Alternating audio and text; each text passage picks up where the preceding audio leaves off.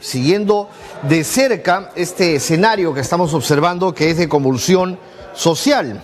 Obviamente se han presentado diferentes atentados contra el orden constitucional y ya los efectivos policiales han referido que distintos congresistas estarían detrás de estas manifestaciones vandálicas, ¿no? Entre ellos Guido Bellido, no agrupado de Perú Libre, así como también Betsy Chávez, y está también Cerrón, así como también Bermejo, ¿no? Entonces, sin duda hay una convulsión que la policía en estos momentos, obviamente con el estado de emergencia, pues frente a ello tiene que actuar.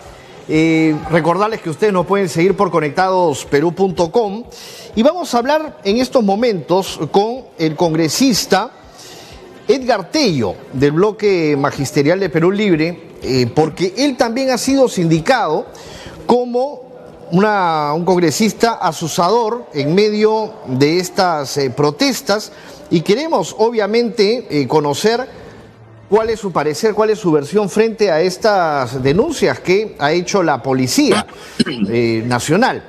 Congresista Tello, ¿qué tal? ¿Cómo está?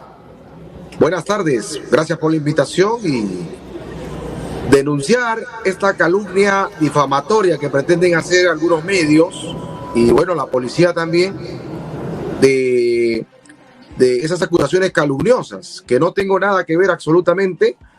Yo he sido siempre un respetuoso de la democracia, el orden constitucional, y por eso mi posición siempre ha sido llamar al diálogo, y ni cierre del Congreso, ni vacancia, ni renuncia y suspensión planteaba que era la salida a la crisis. Y ahora, si bien es cierto, la población hace uso de su derecho ciudadano de movilizarse pacíficamente, yo deslindo y rechazo contundentemente todo tipo de violencia. Y en ello yo deslindo que esa acusación que me pretenden involucrar ahora al respecto.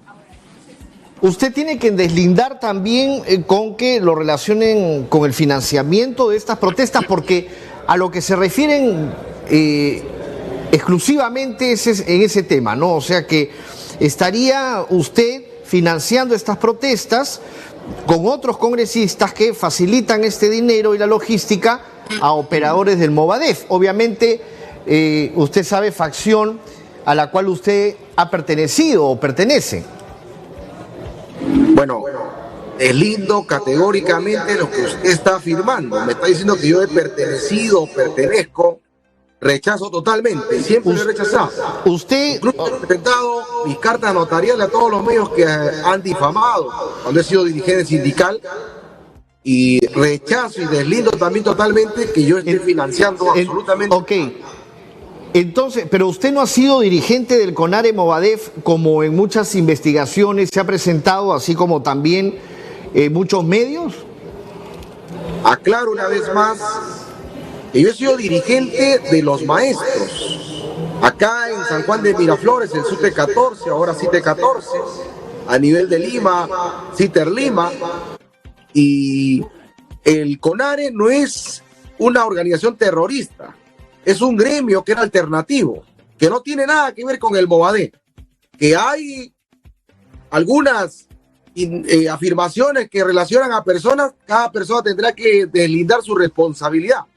Pero yo he sido un dirigente sindical en un gremio alternativo, que ha sido el CONARE, y que no tengo absolutamente nada que ver con acciones terroristas, ni militancia con Movadef, ni nada por el estilo. Yo una vez más relaciono o deslindo esa relación que pretenden hacer del CONARE y del Movadef, ¿no? Porque yo, como le decía a alguna periodista en algún momento, ¿en qué momento se fundó el CONARE y en qué momento se fundó el Movadef para que digan que hay relación? El CONARE se funda en el 2003 y el Movadef en el 2009.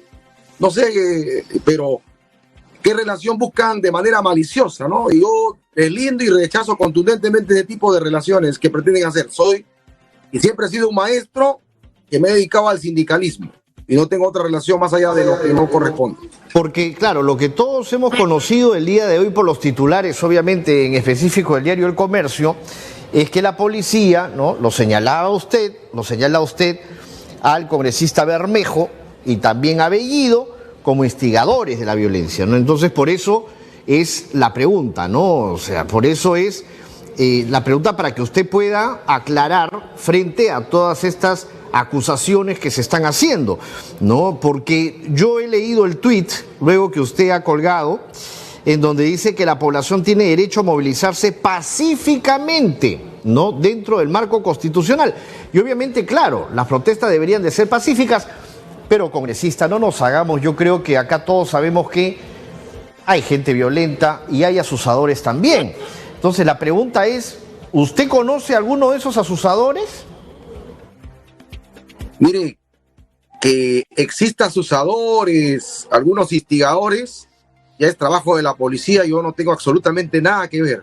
No conozco a los que están movilizándose incluso, y creo que eso no puede ser motivo de relacionar, porque eso ya es trabajo de la policía, quienes están generando, porque ahí veo las cámaras y honestamente veo a gente ahí, las cámaras en los medios se están ponchándolos, que ahí deben identificar y poder denunciarlos por su grado de responsabilidad de ejercer violencia contra instituciones públicas o privadas que estén haciéndolo.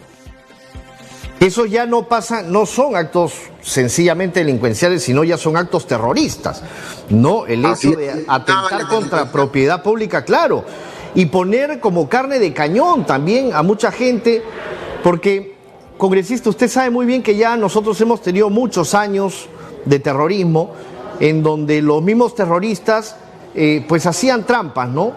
Para engañar a la población también y echarle la culpa obviamente a militares muchas veces cuando no se sembraba la muerte, por ejemplo, de algún poblador, de algún niño, lamentablemente, o niña, ¿no? Entonces, y se acusaba finalmente a los militares, pero eran los terroristas los que habían sembrado siempre, ¿no? Como se dice, esta crisis. Entonces, ¿qué es lo que tiene que trabajarse desde ya, obviamente, para que esto no pues se rebalse mucho más? Bueno, lo que pasa es que esta crisis que está sucediendo en nuestro país pretenden de alguna manera generar pues un caos y vincular pues a congresistas que no tenemos absolutamente nada, porque yo en el Congreso y en los medios siempre he sido respetuoso del marco constitucional, del Estado de Derecho y sus instituciones, y como lo he dicho siempre, yo no defiendo personas, principios y derechos, y en eso sigo claro, y no es posible de que pretendan ahora involucrar a mi persona en este sentido con estos actos que son totalmente cuestionables, como usted lo ha dicho, no son actos terroristas, delincuenciales, que tienen esas personas que asumir sus responsabilidades. ¿Espera usted que suceda en las próximas horas con el ex presidente Castillo, hoy preso? ¿Qué es lo que debería de pasar para usted? Bueno, ya las autoridades están tomando las acciones respectivas, ¿no? Y lo que uno como ser humano desea, pues que la salud, la vida y sus derechos fundamentales se puedan respetar para que se pueda, digamos, atender el debido proceso y las garantías que le corresponde como ciudadano, como autoridad que ha sido en el país. Usted bien lo ha dicho, ¿no? Como autoridad que ha sido en el país. Ahora, ¿cuál es su opinión en torno a Dina Boluarte, a la actual presidenta de la República?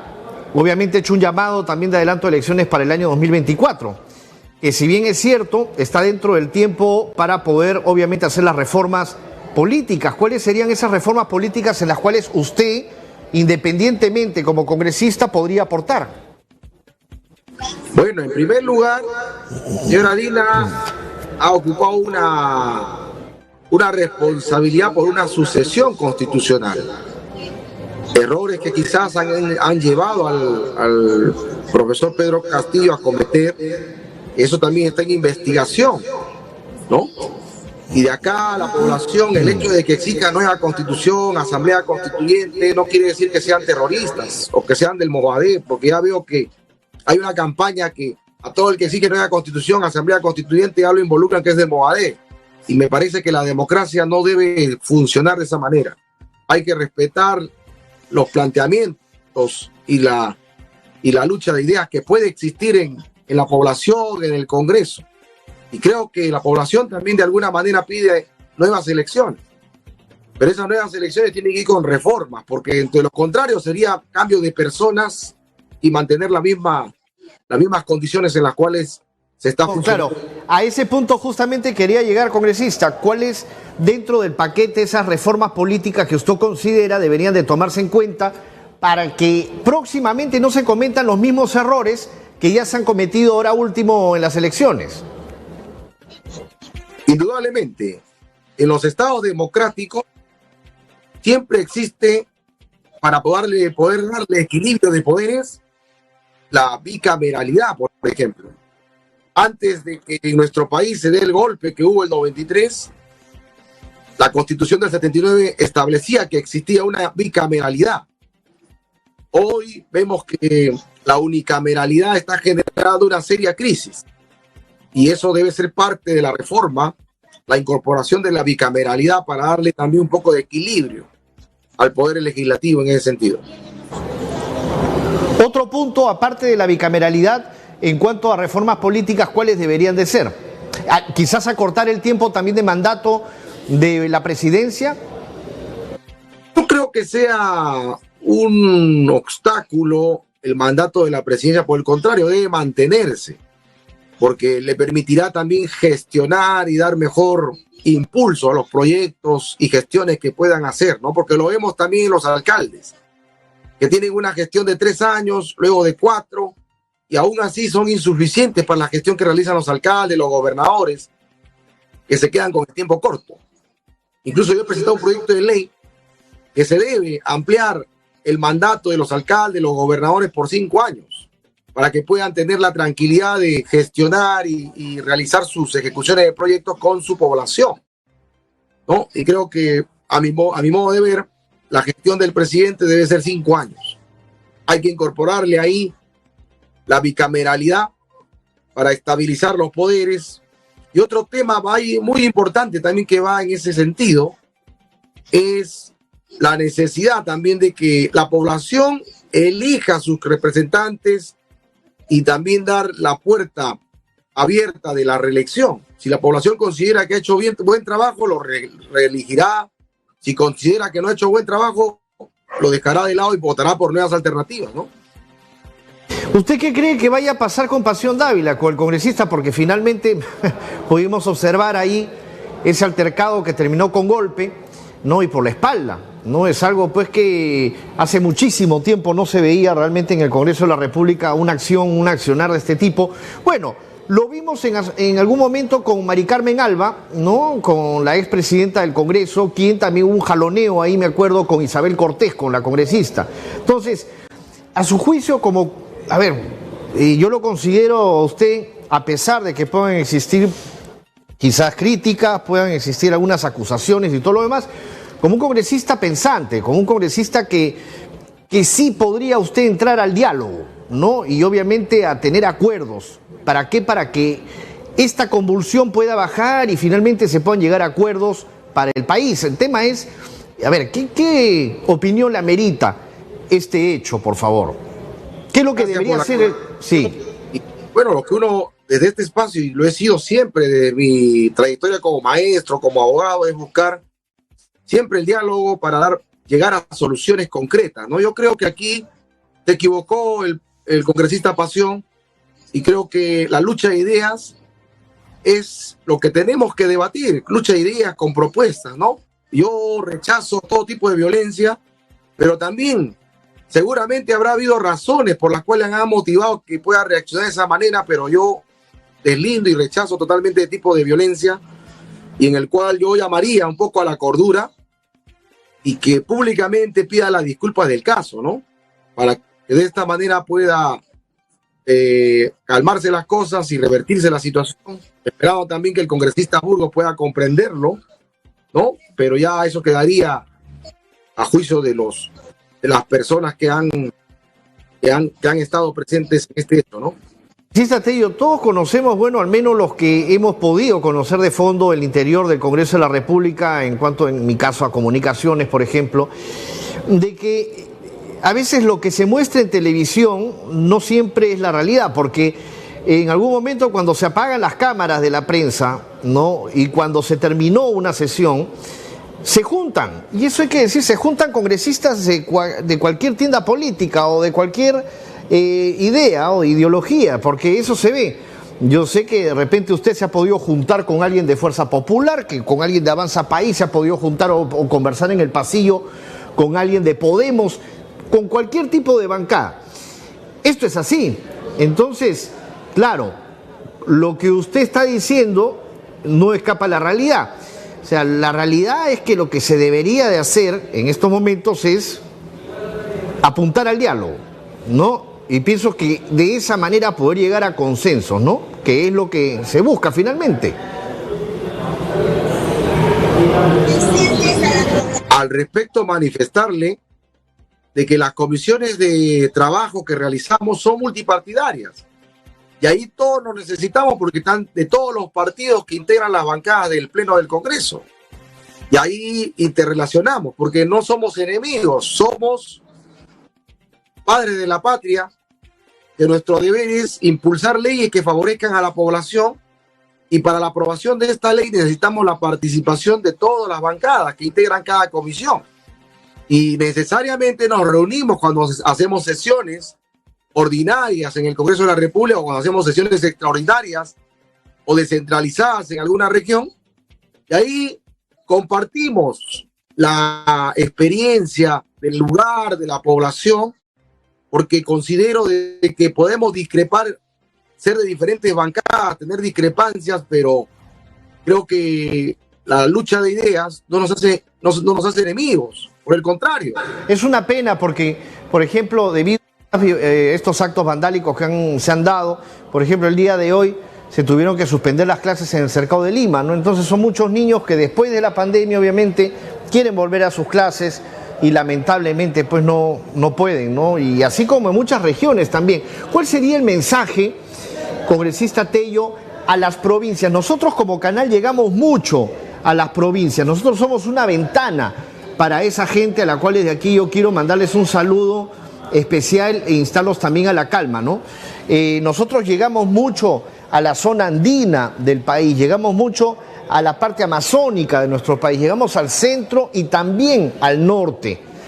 ¿Cuál sería ese mensaje suyo como congresista, como padre de la patria que ha dicho que es, para esa gente que se siente engañada por Pedro Castillo y también por otro lado para esa gente que lo apoya al expresidente Castillo, pero están en estos momentos tomando muchas veces ciertos bienes, ¿no? Y están a veces quemando, como se dice, muchas propiedades? ¿Cuál sería el mensaje para todas las personas que nos están viendo? Un llamado a la reflexión, a la calma, a movilizarnos pacíficamente y deslindar de los actos vandálicos y más bien denunciar a aquellas personas que están realizando actos de violencia, actos vandálicos contra la propiedad pública, privada, y un llamado al diálogo, porque para buscar la solución hay que sentarnos a dialogar. Y sé que también hay banderas justas de mucho de la población que pide pues nueva constitución, asamblea constituyente, nuevas elecciones, y eso es parte del diálogo que debe existir en nuestro país. Un llamado a toda esa población, a todos los sectores indígenas de todas las partes de nuestro país, ¿no? De la costa, sierra, selva, porque somos un solo país, no somos dos países, ¿no? Hay un llamado a la unidad del país y a buscar la solución con el diálogo y la comunicación. Y es algo que siempre lo he manifestado. Cuando había el conflicto entre poder legislativo y ejecutivo, un llamado al diálogo, y ahora un llamado a la población a sentarnos a conversar. Somos un solo país, necesitamos salir juntos de esta crisis y solamente lo lograremos con el diálogo y la comunicación, y ello va a depender mucho de la predisposición que haya también. Yo estoy seguro que la población entiende y va a primar el diálogo y un llamado a esa reflexión. Porque sin duda también, congresista, somos todos los que realmente nos perjudicamos, ¿no? O sea, todo el país, como bien lo ha dicho, y claro, los agricultores están olvidados también, ¿no? Al final nunca se lograron los fertilizantes, hay realmente requerimientos, atenciones que necesitan, y eso es a donde se tiene que llegar, ¿no? O sea, obviamente el gobierno también de Dina Boluarte tiene que trabajar en este tiempo para poder llegar hasta esos lugares olvidados, ¿no? Porque de nada va a ser que se detenga también el vandalismo, pero finalmente no hay una solución, ¿no? Eso también es importante, ¿no? Así es, creo que todos tenemos un granito de arena para contribuir a que las cosas se calmen, y un llamado al diálogo y el Ejecutivo pueda tranquilizar también a la población para poder salir de esta situación difícil que atravesamos en el Perú. Congresista Tello, muy amable, muchas gracias por haber accedido a nuestro llamado. Cuando gusten, estamos ahí para compartir siempre algunos puntos de vista. Y ha podido aclarar también que eso es importante, ¿no? Porque claro, hay muchas acusaciones, muchos nombres, en fin, se habla de todo por todos lados, pero es importante que esas personas que están siendo sindicadas hablen, ¿no? Para que de esta manera se pueda ir aclarando, obviamente, la situación, y de hecho que las investigaciones, obviamente, inteligencia, la policía, son ellos los que finalmente van a dar con los asusadores, bueno, con las personas que estén detrás de esto. Muchas gracias. Muchas gracias. Gracias.